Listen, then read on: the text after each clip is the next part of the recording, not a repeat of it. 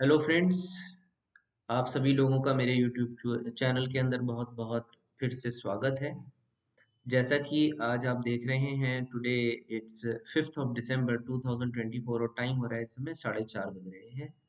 And by tomorrow 6 दिसंबर की मैं यहाँ पर बात कर रहा हूँ। 6 दिसंबर को हम लोग देखेंगे एक्सपायरी सेंसेक्स की, जैसा कि आप मेरी स्क्रीन पर देख पा रहे हैं। सो इस वीडियो में जो हम चीज़ें डिस्कस करने जा रहे हैं वो बेसिकली सेंसेक्स के ऊपर है और सेंसेक्स की एक्सपायरी कैसी रह सकती है उसके बारे में यहाँ मैं आपको जानकारी देना चाह रहा हूँ। लेकिन आगे बढ़ने से पहले एक बार इसको डिस्क्लेमर को ज़रूर पढ़ लीजिएगा आप कि हम लोग यहाँ डीआईसीसी में आपको जो भी इंफॉर्मेशन देते हैं बेसिकली वो होती है कि किस प्रकार से आप टेक्निकल एनालिसिस के टूल्स को, डाटा एनालिसिस को वगैरह वगैरह चीज़ों का इस्तेमाल करके और फिर अपनी पोजीशंस को जनरेट कर सकते हैं, जिससे कि आप ये फाइंड आउट कर पाएँ कि क्या रियलिटी में ये सारी चीज़ें वर्क करती हैं या नहीं। तो कोई भी ट्रेड लेने से पहले आप लोग अपने फाइनेंशियल सलाहकार से ज़रूर बात करें, फिर उसके बाद ही ट्रेड इनिशिएट करें। चलिए तो शुरू करते हैं अपनी वीडियो की।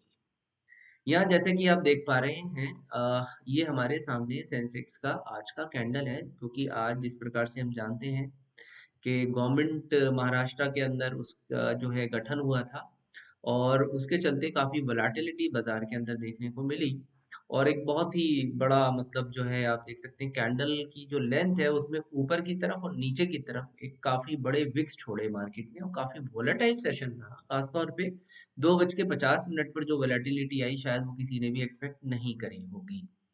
तो यहाँ पर अब हम सेंसेक्स के अंदर पहुंच गए हैं लगभग 82,400 के आसपास। फ्रेंड्स, अगर आप लोग देखेंगे तो यूल फाइंड के यहाँ पर सेंसेक्स ने ना एक head and shoulder kind of pattern बनाया था, जिसका इसने आज टारगेट अचीव भी कर लिया है। ये आप मेरी स्क्रीन पर देख सकते हैं। ये 82,500 के आसपास ये टारगेट आ रहा था और ये सेंसेक्स ने बहुत बढ़िया से अचीव किया, क्योंकि अगर आप 80,500 टॉप लेंगे और नीचे का ले लेंगे 7,000 के आसपास, तो इनका जो डिफरेंस आता है वो लगभग यहीं कहीं जाकर के आ रहा था 82,300-400 के आसपास। मोर ओवर अगर आप चार्ट्स, डेली चार्ट्स पर ही जाएंगे तो यहाँ एक रेजिस्टेंस भी खड़ा हुआ है चार्ट्स पर, ये दिखाना चाहूंगा मैं आपको। ये दो कैंडल्स का रेजिस्टेंस है जिसको आज टेस्ट किया और हम वहां से क्रैक डाउन भी हो गए। इसके अलावा आप देख सकते हैं फिबोनाची रिट्रेसमेंट हमें क्या बता रहा है कि exactly we are standing on 61 kind of retracement level over here. ये हमारा 61 का रिट्रेसमेंट लेवल भी आ गया, जो कि 82,500 के आसपास है। तो आइए अब चलते हैं सेंसेक्स की एक्सपायरी कैसे घट सकती है। इसके लिए पहले मैं लेना चाहूंगा 1 घंटे के चार्ट। जैसा कि आप देख पा रहे हैं, जो बिल्कुल लास्ट 1 आवर का कैंडल था वो हाईली वोलेटाइल इन नेचर था।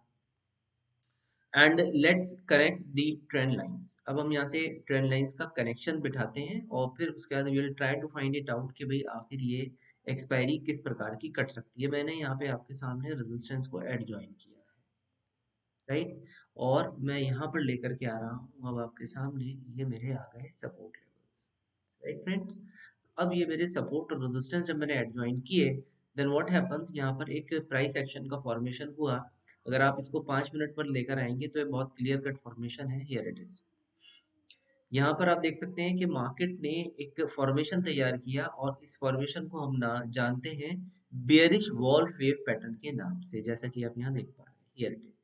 यह है बेयरिश वॉल फेव। इसमें क्या होता है, मार्केट में एक मूव आता है, सेकंड मूव आता है, थर्ड मूव आता है, फिर फोर्थ में क्या करेगा, ऊपर को कटिंग करेगा।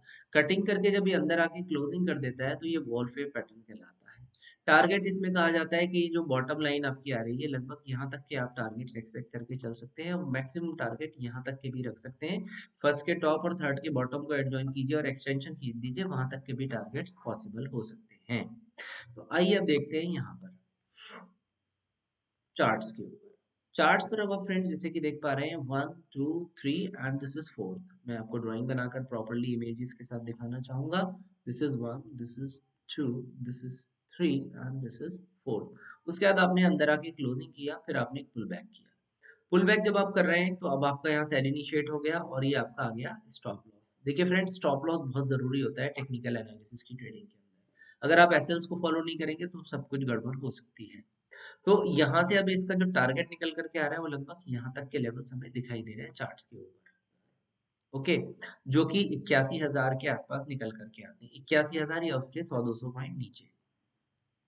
आगे अगर हम बात करें तो आप देखेंगे कि जो ये मार्केट में फॉल आया, ये जो 2:50 के आसपास ये फॉल आया था मार्केट के अंदर, अगर आप आज का जो दिन का लो है और जो आज का हाई लगा है उसको फैब पर जोड़ेंगे तो यू विल फाइंड कि आप एग्जैक्टली यहाँ पर आए थे और ये बहुत ही प्यारा लेवल था आपका और ये था आपका 61% रिट्रेसमेंट। Here it is.